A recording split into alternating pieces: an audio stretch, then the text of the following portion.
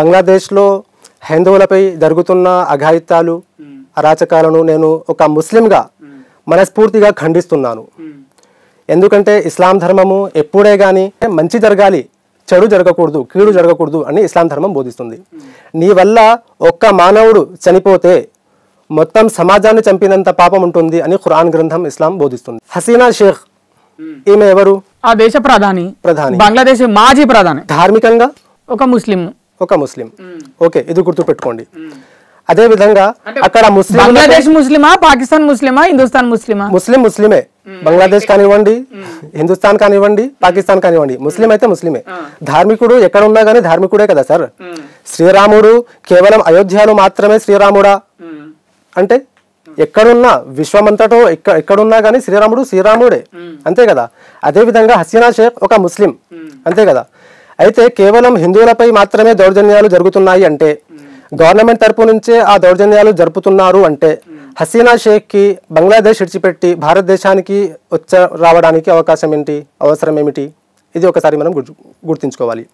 అలాగే ఎప్పుడైతే అక్కడ అల్లర్లు జరిగాయో అప్పుడు మదర్సాలు ఉంటాయి కదా, మదర్సాలో ముస్లిం పిల్లలు ఖురాన్ని నేర్చుకుంటారు, ఖురాన్ బోధనలు అక్కడ జరుగుతాయి.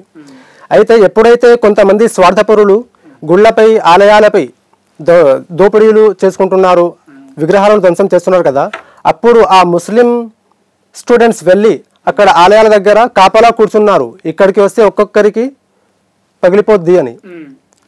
అది చేసింది ఎవరు? ముస్లిం స్టూడెంట్స్, ముస్లింలే. అలాగే చాలా మంది ముస్లింలు ఇక్కడ ఇంకో విషయం ఎక్కడ గానీ బాగానే చెప్తున్నారు కానీ ఎగ్జాంపుల్ అసలు బంగ్లాదేశ్ లో హిందువుల మీద దాడులు చేస్తున్న వాళ్ళు ముస్లింలా లేకపోతే బంగ్లాదేశ్ లో పుట్టి పెరిగిన వాళ్ళు బంగ్లా జాతీయులా ఎవరు? అదే అక్కడికే వస్తున్నాను నేను. ఇక్కడ మనము ముస్లింల లేక మృగాల రెండు విధాలుగా విడగొట్టాలి. నిజమైన ముస్లిము ఎప్పుడే గానీ ఏ ఒక్కడికి కూడా హాని కలిగించడు అని ఇంతకుముందు నేను ఖురాన్ నుంచి రెఫరెన్స్ చూపించాను మీకు. అయితే ఇక్కడ ఏమైంది? ముస్లిం అనేది తొలగిపోయింది, మిగిలింది ఏమిటి అంటే మృగం మాత్రమే, మృగతత్వం మాత్రమే మిగిలి ఉంది. వాళ్ళకు ముస్లిం అని చెప్పడం సమంజసం కాదు, ఎందుకంటే ఏ ముస్లిం కూడా అలాంటి దౌర్జన్యాలు చేయడు. అయితే ఎక్కడ కానీ దౌర్జన్యాలు జరిగితే అక్కడ ఉన్న మైనారిటీ వర్గం ఏదైతే ఉంది కదా, వాళ్ళు బలి అవుతారు. ప్రధానంగా దాంట్లో ఉన్న ఆడపిల్లలు దాంట్లో బలి అవుతారు, వాళ్ళ మానాలను దోచుకుంటారు.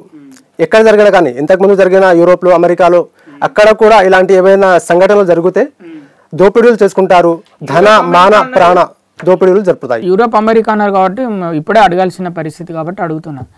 అవును, బంగ్లాదేశ్ లో హిందువుల మీద దాడి వెనకాల అమెరికా ఉందనుకుంటున్నారా? వాస్తవాలు అయితే అలాగే ఉన్నాయి, అలాగే కనిపిస్తున్నాయి. ఎందుకంటే అమెరికా ఇక్కడ అడాప్ట్ చేయాలని అనుకుంటుంది, ఇక్కడ దౌర్జన్యం చేయాలని అనుకుంటుంది. కానీ హసీనా బంగ్లాదేశ్ లో అయితే హసీనా ప్రభుత్వం దానికి అంగీకరించలేదు, ఖండించింది.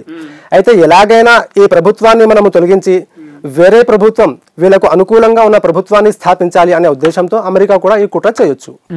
అయితే దీంట్లో భాగంగా ఎప్పుడైతే ఈ కుట్రాలు జరుగుతున్నాయి కదా, దాంట్లో మైనారిటీ వర్గాలు ఎల్లప్పుడూ గానీ ఎక్కడ ఘర్షణ జరిగినా మైనారిటీ వర్గాలు దీంట్లో బలవుతారు, ఇదే వాస్తవం. అయితే నేను ముస్లింలు తప్పు చేయలేదు అని చెప్పట్లేదు, 100% ముస్లింలు అక్కడ దౌర్జన్యాలు చేస్తున్నారు. కానీ మనం వాళ్ళకు ముస్లింలుగా కాక మృగాలుగా మాత్రమే గుర్తించాలి. ఎందుకంటే నిజమైన ముస్లిం ఎప్పుడే కానీ ఇలాంటి దౌర్జన్యాలు చేయడు.